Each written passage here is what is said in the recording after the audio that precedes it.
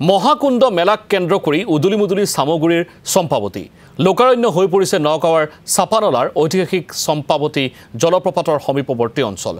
ৰজা হংসধ্বজৰ পত্নী ৰাণী প্ৰভাৱতীৰ চকুৰে সৃষ্টি হোৱা চম্পাৱতী কুণ্ডত মাঘী সপ্তমী তিথিত স্নান কৰিলে ৰোগ ব্যাধি দূৰ হয় বুলি প্ৰচলিত আছে জনবিশ্বাস। এই জনবিশ্বাসৰ আঁত ধৰি দুদিনীয়া কাৰ্যসূচীৰে অনুষ্ঠিত মেলাস্থলীত ভিৰ কৰিছেহি বিভিন্ন প্ৰান্তৰ লোকে। সবিশেষ জনাব সতীৰ্থ সাংবাদিক নয়নমণিয়ে। এই মুহূৰ্তত মই উপস্থিত আছো নগৰ ঐতিহ্যমণ্ডিত চাপানলাৰ চম্পাৱতী কুণ্ডত। আৰু আজি যিহেতু মাঘী সপ্তমী তিথি আৰু মাঘী সপ্তমী তিথিতে ইয়াত মহাকুণ্ড মেলা ইতিমধ্যে অনুষ্ঠিত হৈ আহিছে। আৰু তাৰ সামগ্ৰিক পৰিৱেশটো মই কেমেৰা পাৰ্চন মৃণাল বৰুৱাক এই মুহূৰ্তত দেখুৱাবৰ বাবে অনুৰোধ জনাইছো আৰু উল্লেখ কৰিছো যে এই মাঘী সপ্তমী তিথিত এই চাপানলাৰ চম্পাৱতী কুণ্ডলৈ অসংখ্য লোক এইদৰে আহে আৰু আহি ইয়াত আচলতে স্নান কৰে।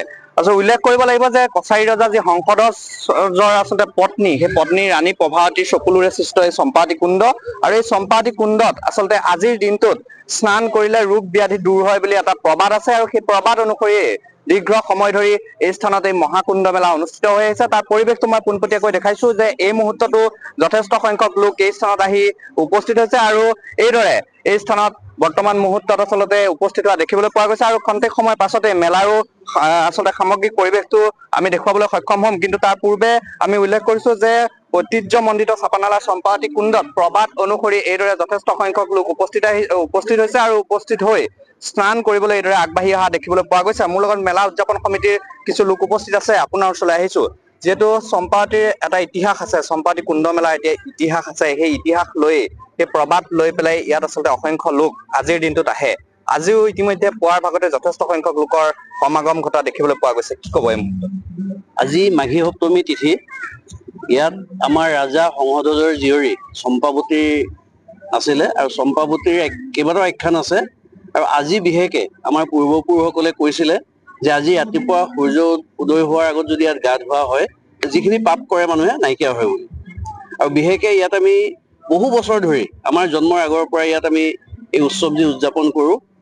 আৰু বিশেষকে এই 4 বছৰৰ পৰা 2022 চনৰ পৰা আমাৰ বহমপুৰৰ সন্মানীয় বিধায়ক জিতু গোস্বামী ডাঙৰীয়া ইয়াত ওতঃপ্ৰোতভাৱে জড়িত হৈ আছে আৰু তেখেতৰ নেতৃত্বত আমি এই কেইবছৰৰ পৰা আমি ইয়াত উদযাপন কৰি আহিছোঁ। কিমান মানুহ ইতিমধ্যে এই স্থানলৈ আহিছে? মোটামুটি 5,000 মান মানুহ এতিয়ালৈকে আহিল। মোটামুটি 20-30 হাজাৰ মানুহ ইয়াত সমাগম হয়।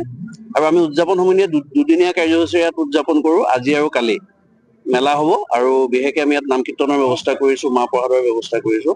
এনেদৰে আমি উদযাপন কৰোঁ। নিশ্চিতভাৱে আৰু যথেষ্ট সংখ্যক লোক যিহেতু মোৰ লগত আছে, পৰিৱেশটো সামগ্ৰিকভাৱে কেমেৰা পাৰ্চন মৃণাল বৰুৱাক এই মুহূৰ্তত দেখুৱাবৰ বাবে অনুৰোধ জনাইছো যে এইদৰে যথেষ্ট সংখ্যক লোক এই দুৰ্গম অঞ্চলটোত আহি উপস্থিত হৈছে আৰু ইয়াত স্নান কৰিলে যি ৰোগ ব্যাধি দূৰ হয় বুলি যি প্ৰবাদ আছে, সেই প্ৰবাদ অনুসৰি এই স্থানলৈ আহিছে। মোৰ লগত আৰু যথেষ্ট সংখ্যক লোক আছে। যিহেতু এই স্থানলৈ অসমৰে বিভিন্ন প্ৰান্তৰ বিভিন্ন আচলতে দৰ্শনাৰ্থী আজি এই স্থানলৈ আহিব, এই দৰ্শনাৰ্থীসকলক আদৰিবৰ বাবে আপোনালোকে উদযাপন সমিতিয়ে কি ব্যৱস্থা গ্ৰহণ কৰিছে? ধন্যবাদ। আমি উদযাপন সমিতিয়ে বিশেষকৈ এই অঞ্চলৰ তীৰ্থযাত্ৰীসকলৰ কাৰণে আমি ইয়াত নাম কীৰ্তনো আছে ব্যৱস্থা, লগতে পুলিচ প্ৰশাসনো আছে।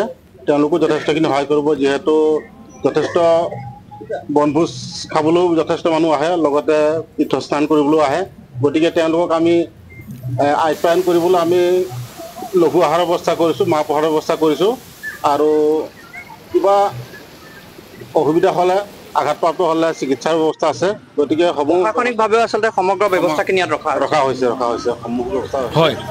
যোগাযোগ কৰি তেওঁলোকে নয়নমণি, এই মুহূৰ্তত আপোনাক ধন্যবাদ জনাইছোঁ।